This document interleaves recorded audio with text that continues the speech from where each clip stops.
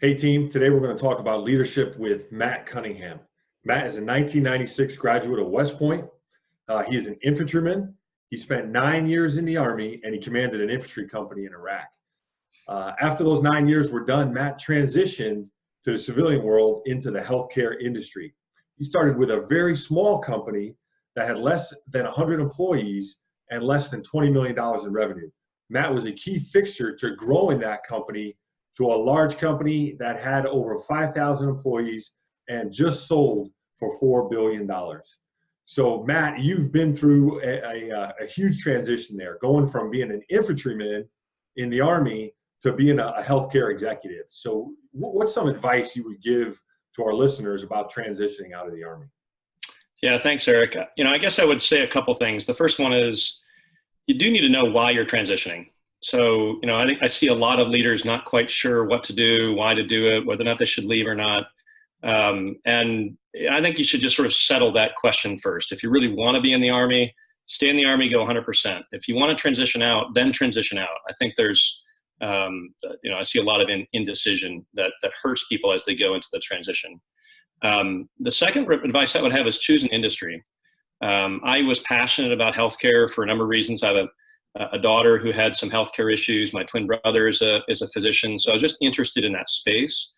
And I think regardless of what job you've done, and I've done all kinds of things in the civilian sector, from being the chief information officer to head of operations to head of innovation, but all of those surround an industry that I'm passionate about. So I do think you want to sort of try out just what are you interested in? Why are you interested in that? And have a number of people sort of ask questions about that.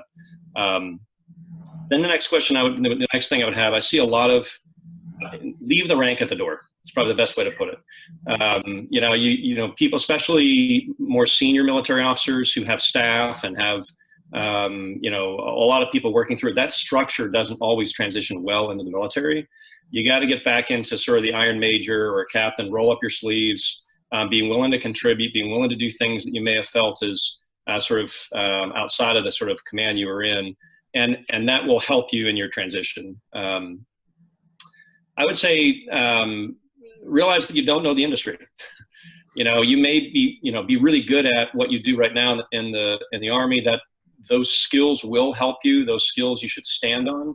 But being really willing to learn, put your graduate school hat back on and really immerse yourself in the industry you're in, so that you become an expert. People have been in that industry for 9 years. Know that industry a lot better than I did, so just realize you have a step to go there, but immersing yourself, you'll learn quickly, you'll catch up, and those attributes that made you successful in the Army will allow you to advance farther. So a couple key points. Yeah, those are good, and those are tough for a lot of us folks that are in the military. I mean, we're very used to delegating and have everything done. We know our business, and diving into a new industry and learning is hard for us. So those are great tips. Any other adjustments that you had to make kind of in your style going from the Army to the civilian world? Yeah, there's a number of them. Again, back to sort of think about what you're successful in. I still go back into people try to transition and be someone they're not. That's always the worst thing. So if you're really good, if you're an empathetic leader who's really good at building teams, if you're a decision maker who's really good at distilling complex situations, those are the attributes you want to sort of hold on to. So looking back at your time in the military, Matt, what's the best attribute or lesson that you learned in the Army that really helped you in the corporate world? Well, I think as I sort of look back, obviously in the military, one of the things that does really well is forces you to learn different jobs. So I'm an infantry guy. I felt I was really a student of the profession. I immersed myself in the infantry. I felt I was a really good technician and a good leader in that space. And then you become an S4, or then you become, pre-command, you become a BMO, or you go to, so there's one of the things, like a support platoon leader, whatever it is, and it forces you to really think differently and immerse yourself in something you really have no idea about. That is extremely unusual in the civilian sector. In the civilian sector, most people they get to a degree, and then they get sort of in that particular area of focus, and they kind of go through that for a while. Then they advance up a couple levels, but to be able to say, look, I can really learn, I'm confident enough that I can learn any particular job that's in the civilian sector. I can excel in that particular area.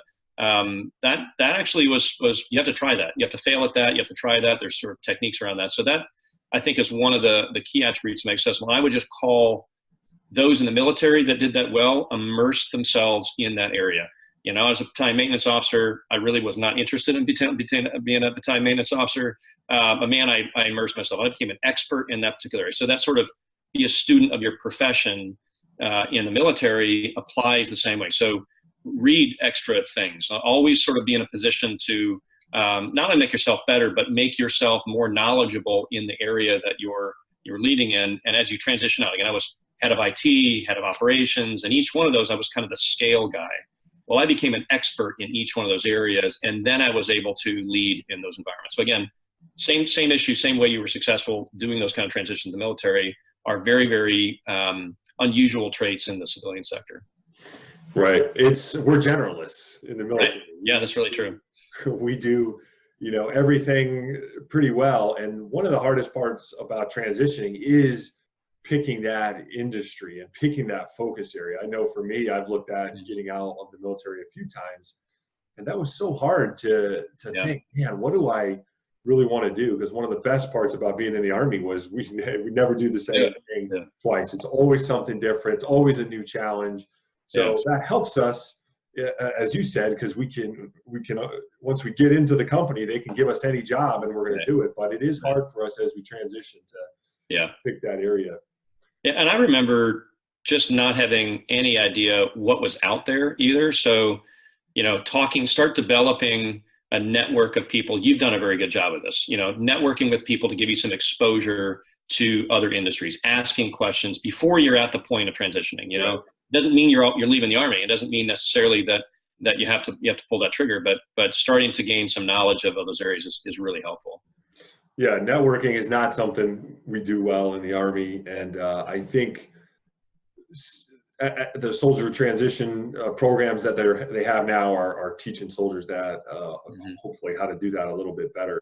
So Matt, I appreciate it, and congratulations for all your success. Thanks for your service to our nation, especially for your time overseas leading America's finest in Iraq, and thanks for being on Lopez on Leadership. Glad to help. Thanks, Eric.